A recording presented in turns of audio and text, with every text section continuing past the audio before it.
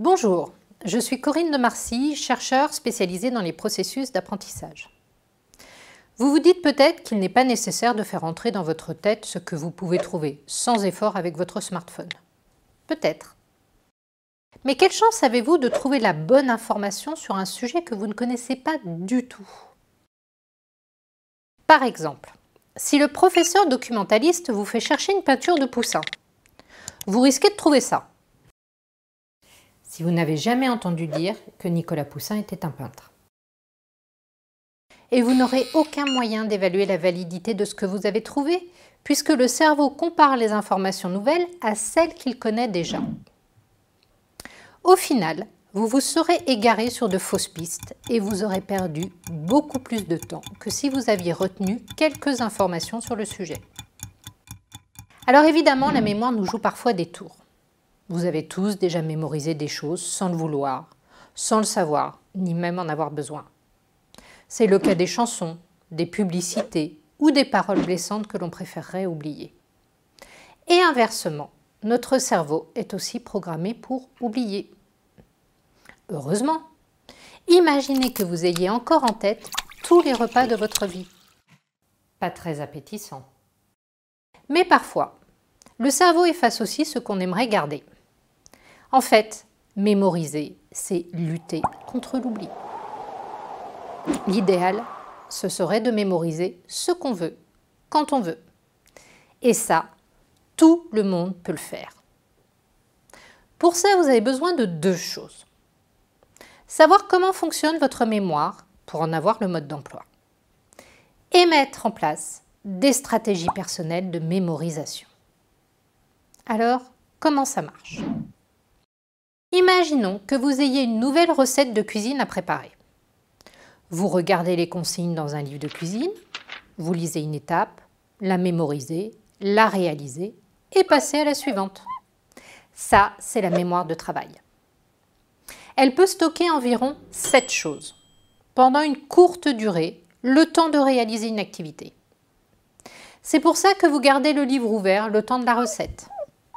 En entrant dans votre mémoire de travail, l'information est transformée. On dit qu'elle est encodée. Votre cerveau le fait automatiquement, sans que vous vous en rendiez compte, pour que ça ait du sens pour vous et uniquement pour vous. À chacun son encodage. Évidemment, s'il y a des interférences au moment de l'encodage, ça complique la tâche pour votre mémoire de travail. Voilà, c'est fini. Le résultat est top chef.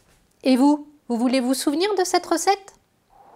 Elle doit alors passer dans la mémoire à long terme, parce que votre mémoire de travail a tout effacé pour faire de la place à de nouvelles informations. Par exemple, la conversation que vous allez avoir avec un ami juste après. Pas de souci. La mémoire à long terme est illimitée et permanente. Vous pourrez donc refaire cette recette à vos arrière-petits-enfants. Encore faut-il la ranger dans un endroit que vous êtes sûr de retrouver au moment voulu. Une erreur de rangement et c'est l'oubli assuré. Pour lutter contre l'oubli, il faut prendre le contrôle de votre encodage en utilisant des stratégies de mémorisation. Vous pouvez vous raconter une histoire, faire des associations d'idées ou toute autre astuce qui marche pour vous.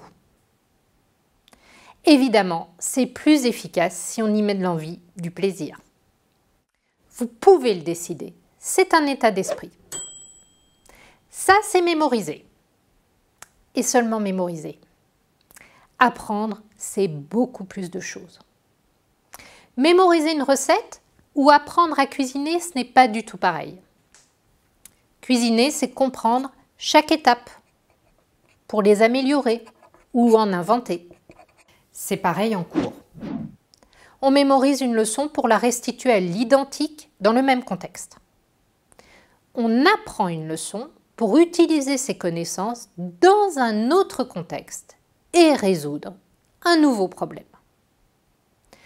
Par exemple, on peut mémoriser que l'eau est indispensable à la vie et le réciter sans le comprendre. L'apprendre, ce serait déduire de la découverte récente d'eau liquide sur Mars que la vie y est possible. Vous avez tout retenu ?